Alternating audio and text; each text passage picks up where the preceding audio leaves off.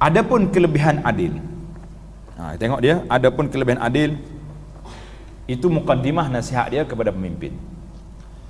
Ketahui olehmu bahawasanya adil Malik itu, Malik, lam dia kena letak bagi bawah. Malik, kalau baca malak makna malaikat, jangan tukar bagi. Malak, malaikat, Malik, raja.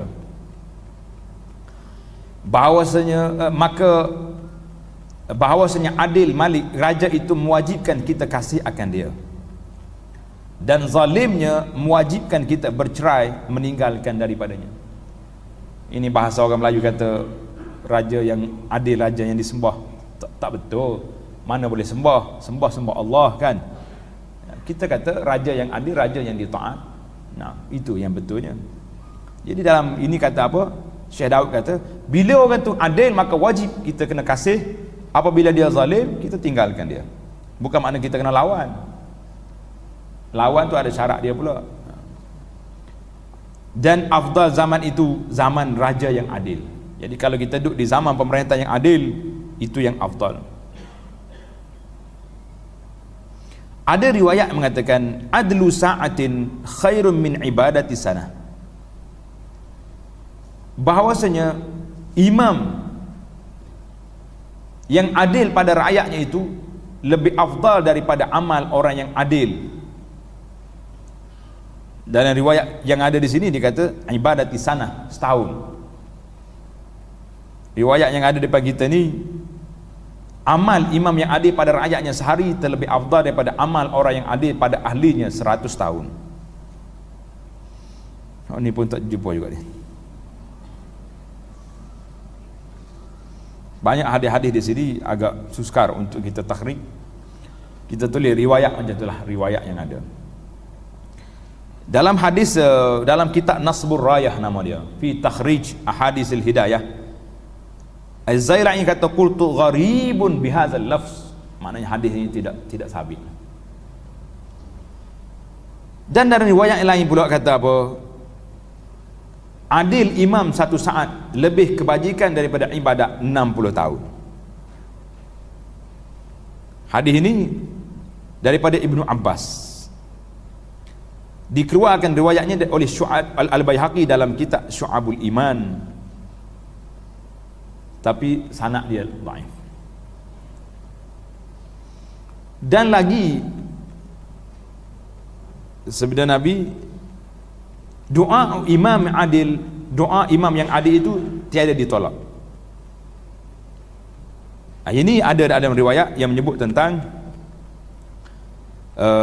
salah satun la turadu da'watuhum. Ini hadis ni jelas. Hadis Habib Urah, 3 golongan yang tidak ditolak doa mereka. Siapa dia? Yang pertama al-imamul adil, imam pemimpin yang adil. Pemimpin adil bila dia doa untuk rakyat dia, Allah Ta'ala terima.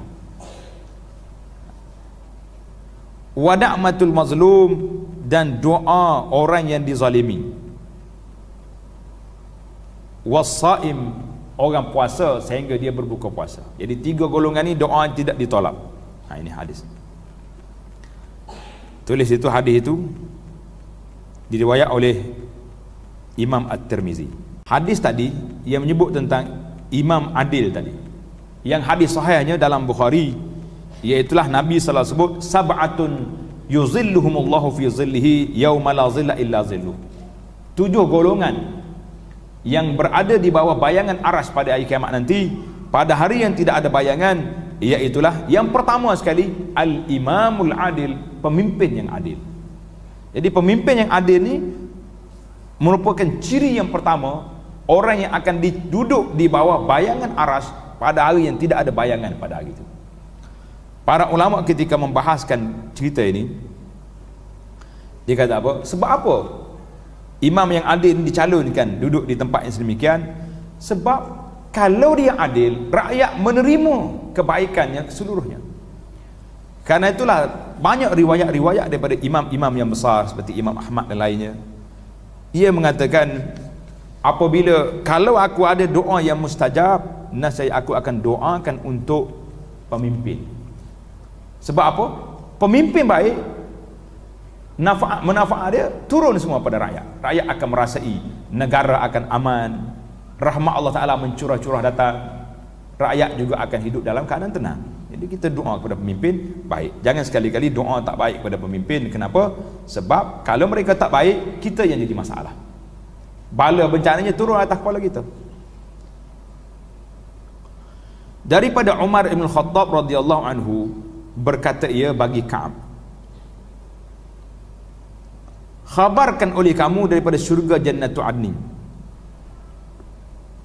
Maka berkata ia, wahai Amir Mukminin, tiada duduk dalam syurga itu malaikat Nabi atau Siddiq atau Syahid atau Imam yang adil. Kata Sayyidina Umar, tiada aku Nabi, aku ni bukan Nabi, tapi aku membenarkan akan Rasulullah sallallahu alaihi wasallam. Dan tiada aku ni imam yang adil, aku bukan seorang pemimpin yang adil. Umar tak mengaku dia adil, walaupun dia ni seorang yang sangat adil. Dan bahawasanya aku harap tiada aku zalim, walaupun aku tidak adil, tapi aku harap aku tidak zalim. Dan adapun syahid, maka di mana bagiku dengan dia? Kata Hasan, maka jadikan dia Allah Siddiq dan syahid yang menghukum dengan adil. Jadi cerita Sayyidina Umar ni panjang. Walaupun dia kata dia ni tidak adil, tapi orang tahu dah Sayyidina Umar seorang yang adil. Dan Sayyidina Umar ni yang ajaibnya, dia telah berdoa dengan doa yang pelik. Dia kata, Allah marzuqni syahadatan fi sabilika waj'al mauti fi baladi rasulika. Ya Allah, jadikan aku ini seorang yang mati syahid di jalan engkau, dan kematianku di bumi Rasulullah sallallahu alaihi wasallam. Hadis ini dalam Bukhari. Sayyidina Umar berdoa selepas daripada Nabi beritahu bahawa tidak ada lagi peperangan di Madinah. Perang di Madinah tidak ada lepas daripada perang Ahzab tahun yang kelima. Ini karamat Allah Ta'ala beri pada Sayyidina Umar. Bila dia berdoa nak mati syahid di Madinah, Allah kabulkan doa dia. Mari Abu Lu'lu' al-Majusi belah perut dia waktu nak sembahyang subuh, sehingga terburai jalan perut dia, dan Sayyidina Umar mati syahid di Madinah. Dikebumikan di sebelah jasad, dua jasad yang mulia, iaitu sebelah Rasulullah sallallahu alaihi wasallam dan Sayyidina Abu Bakar. Cerita Sayyidina Umar ini kita akan cerita dalam tajuk khas tentang mencintai para sahabat. InsyaAllah boleh tengok dari rakaman kita. Umar minta doa. Bertanya Iskandar ni seorang pemimpin, Iskandar Zulkarnain, akan hukama. Hukama ni ahli fikir di negeri Babil. Babil ni biasanya di Iraq. Apa yang terlebih baik pada kamu, berani atau adil? Sedap dia tanya. Orang berani ke orang adil lebih baik? Mereka jawab, apabila dipakainya akan kami, adil terkaya daripada berani. Jadi kalau orang adil ni tak payah berani dah, sebab tak ada musuh dia. Itu cerita Sayyidina Umar bila mari wakil daripada negara luar, daripada Rom, mari nak jumpa Sayyidina Umar. Dia tanya, mana Umar khalifah? Orang tanya tu, duduk tidur bawah pokok. Umar duduk tidur bawah pokok, tak ada pengawal, tak ada apa. Wakil Rom ni tengok, dia kata, adil hakamta fa'adilta fanumta. Engkau telah memimpin, engkau telah berlaku adil, engkau boleh tidur di bawah pokok, tak ada siapa dah usik kamu. Subhanallah. Tapi kalau kita buat tak adil, 5 lapis pagar pun tak cukup lagi.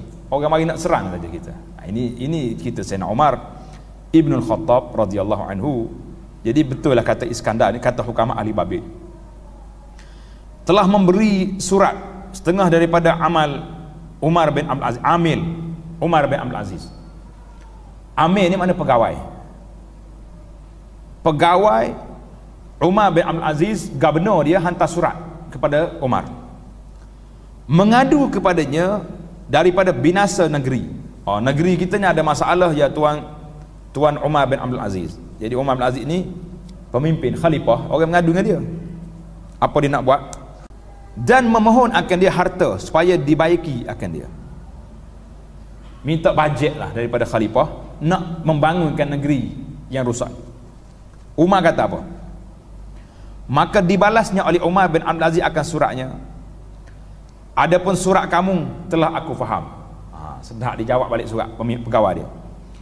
Maka apabila engkau bacakan suratku, maka banyakkan oleh kamu akan negeri kamu dengan baikkan oleh kamu negeri dengan adil, dan engkau bersihkan dia daripada segala kezaliman, maka bahawasanya ialah pembaiki negeri kamu. Wassalamualaikum. Senang ke dia, bajet tak bagi, dia nak minta bajet. Umar Aziz tulis surat jawab, berlaku adil, hapuskan kezaliman, negeri kamu akan baik. Sedap surat Umar Aziz ni menarik dah. Kita pun kena tulis juga surat macam ni. Kan tadi orang cerita ada orang mari kutuk seorang ulama salaf ni, orang mari rumah dia kutuk dia, maki dia. Dia kata boleh awak stop sekejap.